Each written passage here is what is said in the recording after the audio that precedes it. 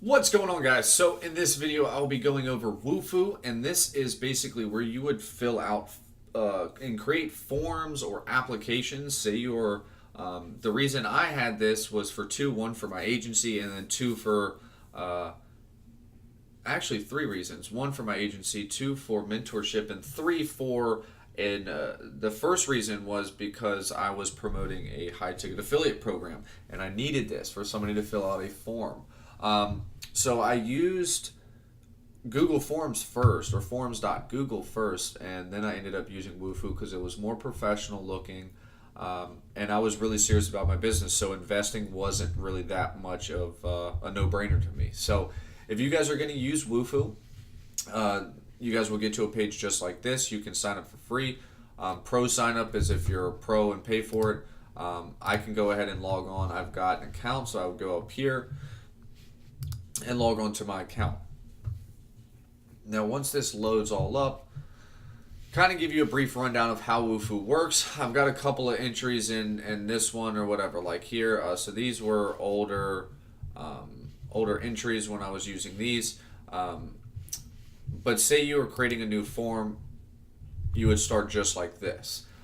So you would want to add a field first. So what type of field would you probably want to get? You'd probably want to get their name. So let's go ahead. I don't need this, so I can delete this one. You would probably want their name, and probably want their email address, possibly their phone number. Now, say you're going to ask them a question. Now, another thing too, when you are using these, you can click on these, and this will edit the field, so you can change the name. You can change the format so it's extended. So they've got, all sorts of stuff. I don't recommend that. The name, you can change it in here and it'll actually pop up. Say we want, a website. Boom, it's going to have a website, but it says name. So you would need to change this. So let's just say we're going to use name. Everyone, show this field to everyone. So that just means this form, I see it, and so does the person submitting the form. We want them to require this. So they can't submit this form without filling out their first and last name. If you wanted their name, first and last, you can do that, or you can do a custom one and just do their first name.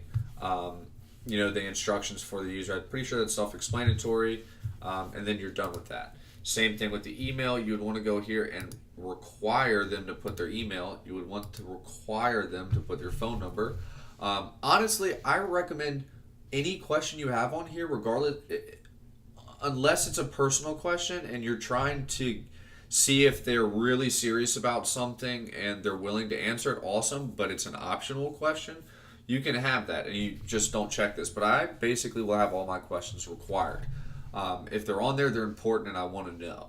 So say I'm going to add a field. Say I want to add, what these people, what their number one reason is why they're applying. Say they're applying for,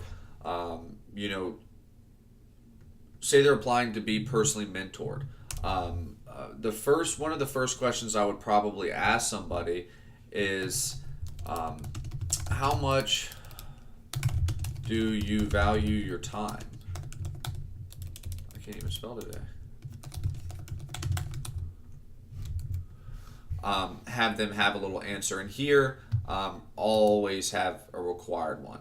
Encrypted is new. I don't know what encrypted is. Stored with an additional security or service. So you guys would probably want to avoid this. This basically means that when they submit this, it would not be sent in an email. So I don't even know how you would see that. Question. That's weird. So that's basically, you would just fill out, a plain and simple question. You would want to install, where was this? No, you're good actually right now. So the next thing that you would want to do, say that you want a multiple choice question. Say you're asking them like, what type of what's your internet experience?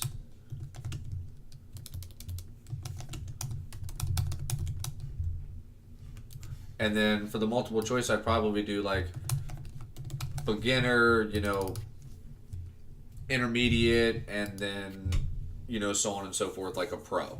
And then, of course, required, and then you're good, and then you can go to the next question. So as many questions as you want, kind of self-explanatory. Once you are done with your form, you can hit save form. It's going to save the form automatically. And basically what you can do is you can continue editing. You can set up email notifications for this form. So say you want to get, the people who are submitting the form to get emails as well as you can set it up there. If you're finished and want to put this on your website, again, the same kind of concept for Calendly and your scheduler. If you're using a scheduler, you'd want to get the embedded code and copy that right here, and you'd want to paste it into one of those custom HTML JavaScript code areas where you put it in, and paste it in there and save it, and it will be on the page. That's kind of self-explanatory, guys. That's really all that it is. Once you are set up with an actual form, you would want to connect actually Wufoo to your email. So you would have to do that inside your account, inside of your email, and that's where the email would go. Say you got a new form, you got a new entry, that's where your entry email would go. So that is the breakdown of Wufoo and building a application or a form. So hopefully that helps you out, guys.